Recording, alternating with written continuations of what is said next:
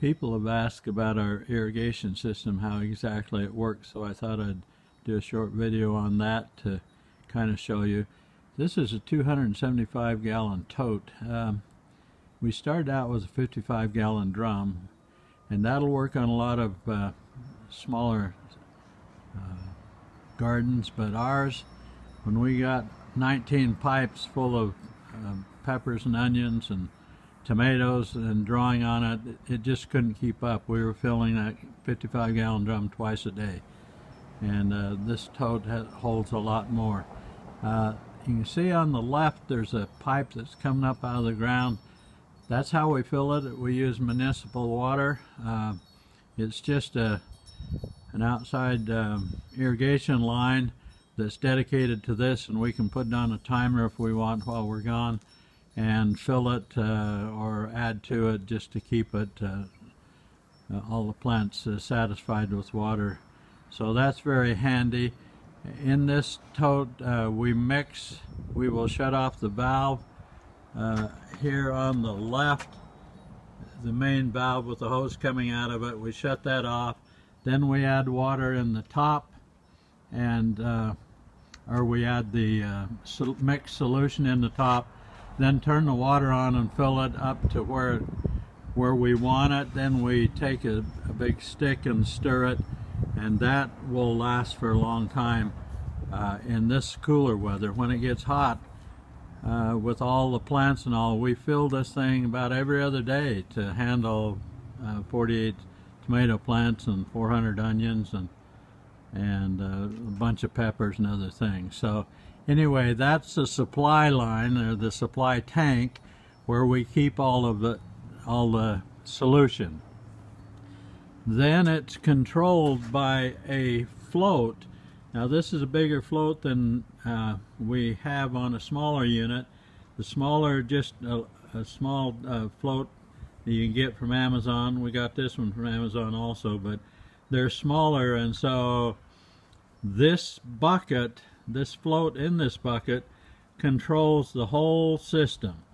Now the thing that you have to know about for one float to control all of the pipes is all of those pipes then have to be level. So our whole garden, all of these are leveled, and I'll do a short video on the construction, how we did that later. But all of those have to be leveled first, and then the float you have to work with it and adjust it so that you get it so it'll be as high in all of the white supply pipes as possible, so that you want it just so it's just below the holes and doesn't run out, so that as much as in that cup, that's two of them that are in the bottom of each of these tubs, sit as deeply as possible in the water. They have to draw up. Otherwise, if you've only got an inch or half inch in the bottom, it's not going to wick properly. So this float then controls. Now we built this system that I'm standing by first. You'll see different adapters and so on. We do have a valve on each of these pipes here, like this. We have a valve so that if we need to, we can shut the water off on each one. And later in the season, after we've gotten all the crops down to a few, we will consolidate and just open, I don't know, 3 or 4 of these pipes, and we can shut them all off. And in the summer, we do drain them. I'll show you that, how we do that. On the other end of the pipes, we have these caps that we can take out, which we do when we're through growing. We don't grow past the end of June here because it's just so hot. So we will take this cap off, shut the valves in the front, and then drain all of the pipes. And we'll clean them out before we start the new season in the fall. But I would suggest this you can just have these. And we also we have a gasket compound that we put on it. It's soft, they're not hard, so you can take them off and on, and it seals up immediately. When we put them back on in the fall, we'll just put them on, tighten them up, and the water won't leak. So we really like that. So anyway, that's that. I'll walk over and show you the line that comes out of here, and this line then goes down and supplies each of the 16 pipes from where I'm standing. And notice that they all have a valve on it. On the end here there's a cap, and you have to drill a hole to make, this is 1/2 inch pipe here, and these are 4-inch sewer pipes, but this is 1/2 inch pipe, and none of these 1/2 inch pipes down along here are glued. Nothing is glued except right in the very end where you have to make that watertight, and that little piece of pipe here sticks about that much inside too, about 1 inch on the inside, but it's sealed off so it doesn't leak. And then you do have to put glue on this to seal these, or they'll leak.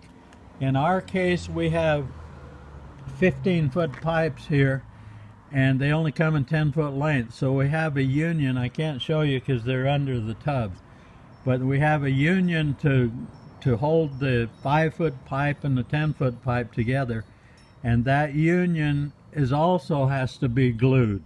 If you don't, they will leak. So I think that covers this. None of this is glued. I can replace it if it deteriorates. It's very cheap, and they're easy to, if I have to work on something or lift out one of the pipes or something for whatever reason, we can just disconnect it and do that without any problem. But nothing's glued except right here in the end and wherever they're joined. And on the end, the cap that I showed you a few minutes ago,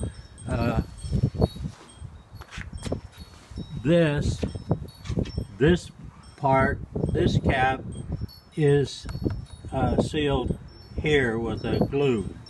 This is just that, it's a paste of some sort that we have, that it's for gas lines, and it seals, but it will not glue. You can take it on and off. You might notice those spots right there. We originally had these set up as we were first trying them. We had them set up for different types of containers. The 3.5 gallon and some larger, they did not grow as well. We had double the output in production and tomatoes in the tubs as we did in 3.5 gallon buckets, all in the same system. So we were wondering what we were going to do, as we had to replace the whole system when we converted to this year, and we decided, heck, let's just drill the holes and we'll use the stuff. And so we just we took the part that was drilled out for the new spacing and put them in here and glued them in with some I can't think of what it is, but anyway, that's how we did that. So, and that's why that looks like that. But it's been a great system. You can see all the way down here. Just remember, all of these pipes have to be level, and the way you level those, you build the construction first, and I'll get into the construction video later. But all of these pipes have to be level to run off one. Now, if you happen to have a garden area that has different levels, then you could either put a small float in each one of the tubes at the head, or if you had 2 or 3 sections that were all the same level, you could run those off of a float and another section, 2 or 3 levels, you could run that off from a separate float. But in order for one float to control the level of the water in all these pipes, they all have to be level. So, thanks.